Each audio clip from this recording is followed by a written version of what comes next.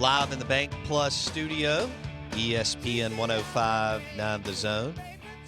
We are, you can watch the show on our YouTube channel, search Out of Bounds Sports.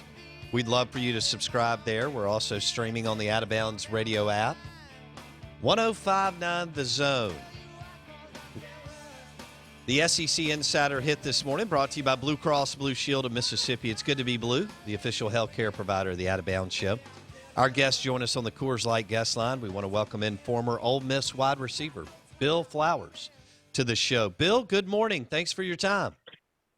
Good morning, Bo. Thanks for having me on. How you doing, bud? I'm doing well. Here in Birmingham, 3 kids, and just manning the fort while being locked down with this coronavirus stuff. Sure. Yeah, you're playing dad, teacher, and everything else as all of us are walking through that surreal stage in our life right now, right? Yes, very much so. I didn't know I was going to be a stay-at-home dad. Well, all right, so I was looking at you coming out of high school, Pelham, and so on. Now, this claims that you were 6 feet tall. Are you 6 feet tall? Yeah, so some people say I'm like, you're taller than 6 foot. I'm like, no, I'm really, if you were to do the NFL, put your heels together and kind of make a little V, sit on your heels. Yeah, I'm 6 foot. Okay, and you, I mean, it's impressive. You played as a true freshman, right?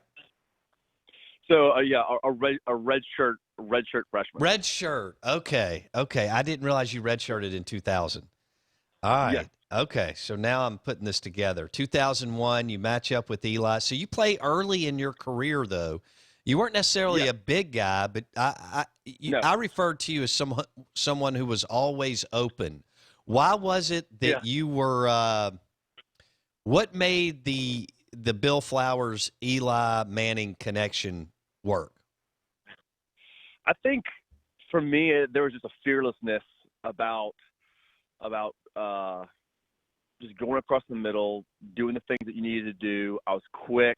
I knew how to run routes, and I think I had very good speed.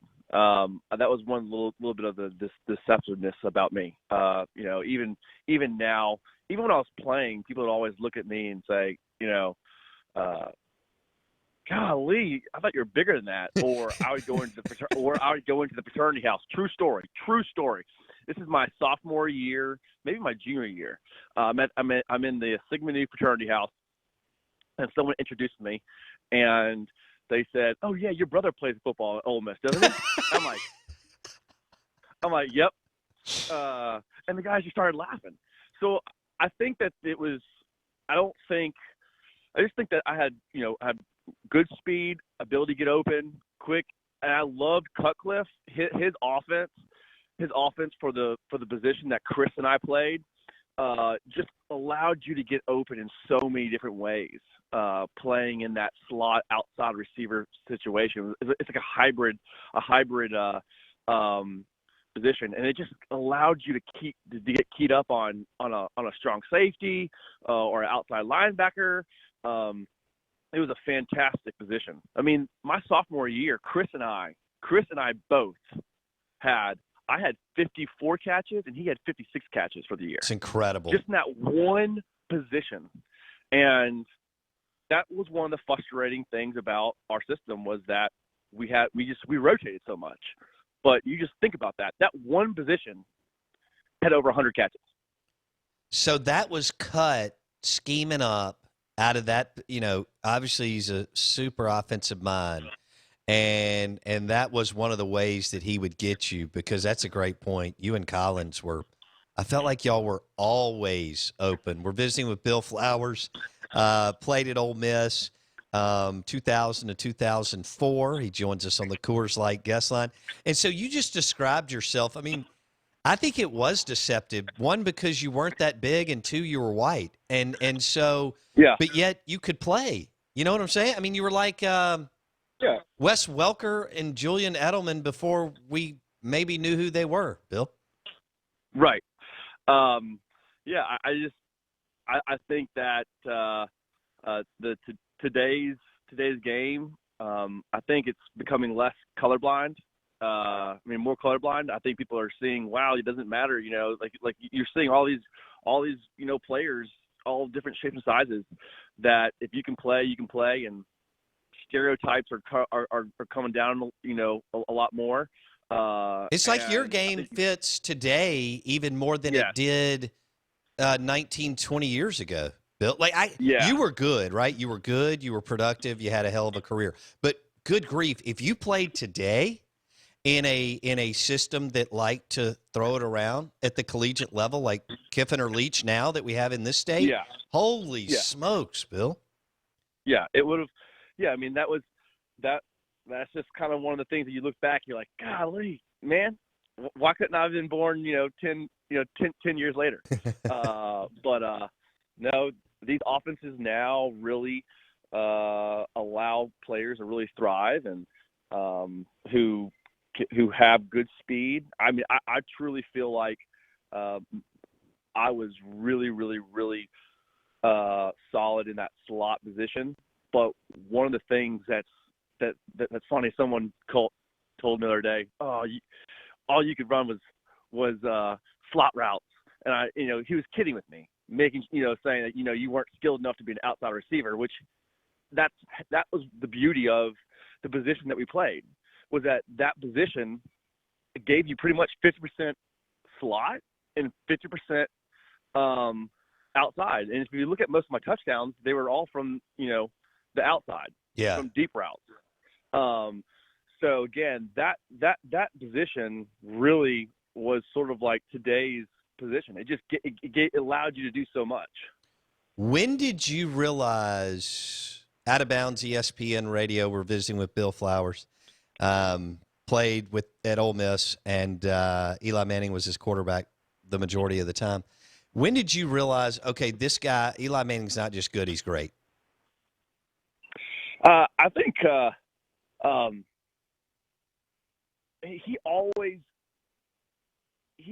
you always knew with Eli that his just calmness. It was always really special and really different. You knew that nothing was going to rattle him. I think you saw in the Music City Bowl his I guess that was his end of his redshirt, his true freshman year, where he got to play in the bowl game. You just saw something special in him. But I think one of his best attributes to me was his ability just to stay calm and not get rattled. And that's why people called him Easy E. And I think that's an attribute that you're absolutely born with. You don't develop that. That is something that's just in you, and you could just tell that from the very beginning of meeting with him and playing with him, that he just doesn't get rattled. So, describe the ball that he threw. Like, how would you describe it? I mean, yeah, he had a nice ball.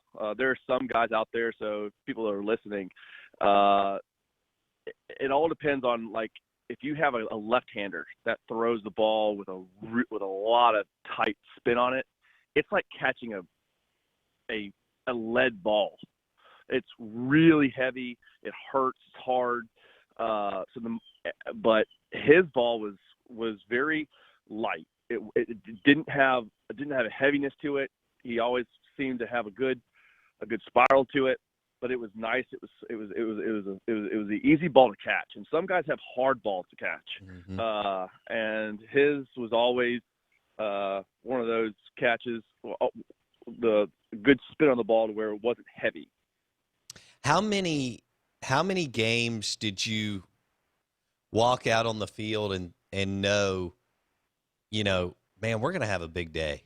I mean, and you knew early, maybe in the first quarter. I mean, I would think that happened a lot in 01, 2, and 3. Yeah, so there was one game against Louisiana Monroe. I think it was Louisiana Monroe. We ended up, he pulled starters after, I want to say, a quarter and a half. and we literally probably could have put 100 points up on that on the team. And I'll tell you, going into 2003, that season, that was really special.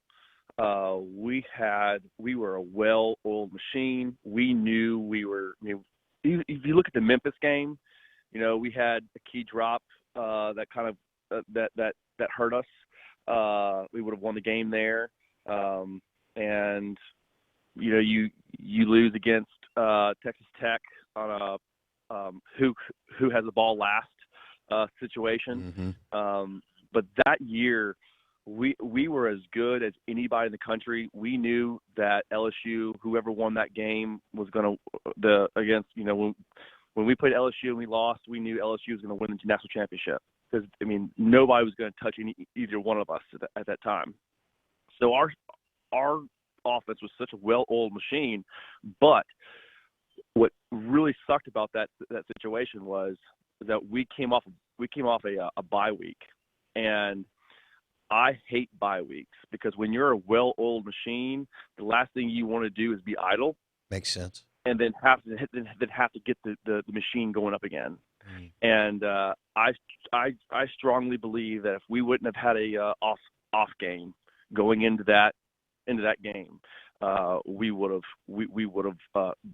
beat them soundly. Yeah, y'all beat Auburn and Bama that year. Yep. Well, Bill Flowers, Alabama state champions. Well, I know that meant a lot to you since you're from Pelham, right?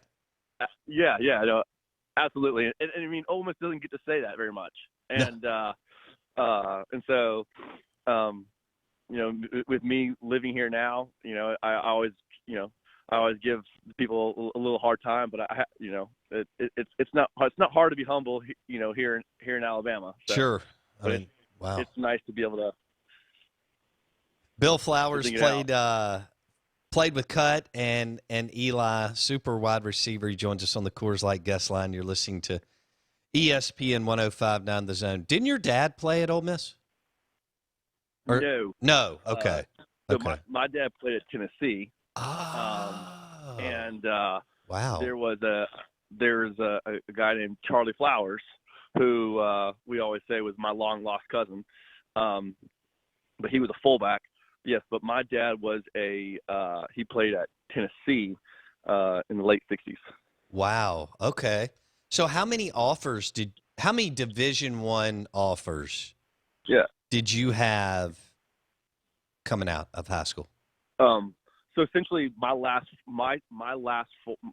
top four choices were Ole Miss, Auburn, Oklahoma, and FSU.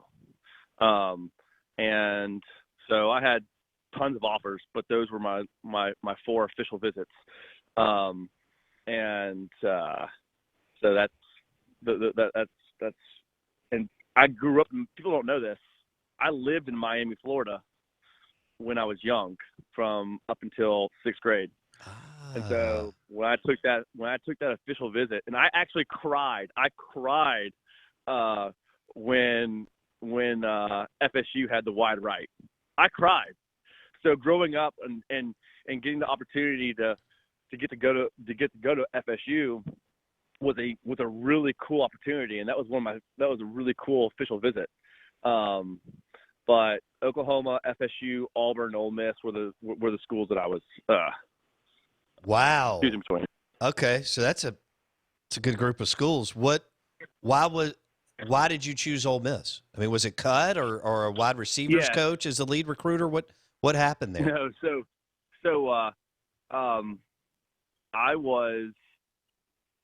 I looked at Cutcliffe, at his body of work at Tennessee, and you knew what you're going to get. He was always consistent with being very balanced, either run or pass, but it was always going to be, so you knew what you were getting. You weren't getting you weren't getting somebody that was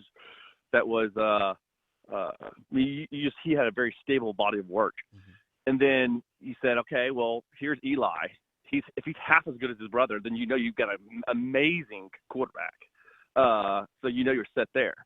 And then I sat down and I really prayed about it. At 18 years old, to think back about it, it's kind of, it's like God was leading me on this, but I remember sitting down there and saying, Lord, you're the God of my life now. You're going to be the God of my life forever. You're going to lead me. I need you to show me where you want me to go. I feel like people kind of really want me to go to FSU. It's kind of more of what everybody else wants, but what do you want? And I just had a peace about Ole Miss, and that's where he wanted me to be. And so between looking at it from a strategic and analytical aspect of it, from the Eli and Cutcliffe situation to a faith-based, position. So that's how I made it. That's cool. That is Bill Flowers. Played wide receiver at Ole Miss. He joins us on the Out of Bounds show, ESPN 105.9 The Zone. It was down to Ole Miss, Auburn, Oklahoma, and Florida State, and goes with Ole Miss and catches passes from Eli Manning. So give me an idea. What you talked about how Eli was, Mr. Cool and calm, and you couldn't rattle him. What was Cutcliffe like on a day-to-day basis, Bill? Just a what you see is what you get. Just a really good human being, somebody that loves his players, that cares more about his players than he does the program, and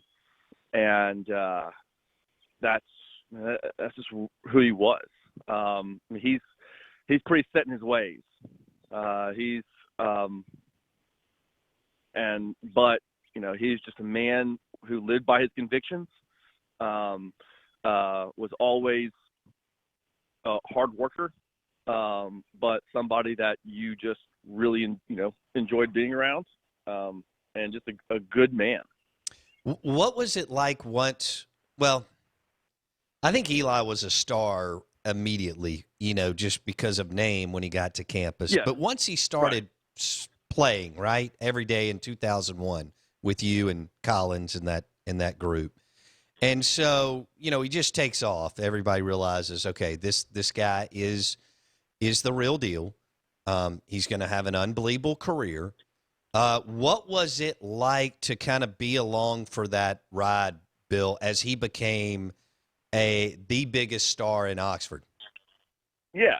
So, he was an absolute rock star, but you got to remember, receivers and quarterbacks always have that little, that relationship where it's like, it's like a love-hate relationship. Like, here, I'm like the gnat, like he just, I'm always open. And I know I annoyed him. I know it was always like, shut up, Bill, get away from me. I know I rubbed him wrong. And, it's like, but that's what you want in a receiver. Yeah. You don't want the guy that's like, hey, I'm kind of open over here, just hit me when you can. No, you want the guy that's like, throw me the ball. And I think that's why he went to me so much on third downs, because he knew, all right, this is the guy that's going to get it. But Eli's just a rock star. Yeah. That's who he was. People don't understand this. The person that you see on TV that's one Eli, but the person that you see when you're in his close-knit circle is somebody different, who's just the good guy that you just, enjoy being around. The commercials that you see with him and Peyton, where he, that funny personality, that's Eli. What Bill Flowers played wide receiver at Ole Miss in the early 2000s with Eli Manning and David Cutcliffe. He joins us on the Coors Light guest line. Walk me through the Cotton Bowl and how cool that was to go and win it. That was a really neat situation. It was kind of a bittersweet consolation prize for us. We felt like, we probably should have been playing in a New Year's Day, well, one of the BCS bowl games. But that was a really cool environment, going down there, going to the Cotton Bowl. It had such a great name to it. And it was a really unique experience. I bet. Bill Flowers on the Out of Bounds show, ESPN 105.9 The Zone. I know you're busy being a dad and everything. Do you get back to Oxford every now and then? Yeah, I try to get back. like once a year. Again, having three kids. I got a 1-year-old, so it's just you are busy. a 1, 4, and 8. So it's difficult for me to get back there. Last year I wasn't able to get back there, but year before I've gotten back there at least once a year. So you excited about Kiffin? I am. I think I love how he kind of has a hybrid offense to where he has that spread offense, but he incorporates the pro style.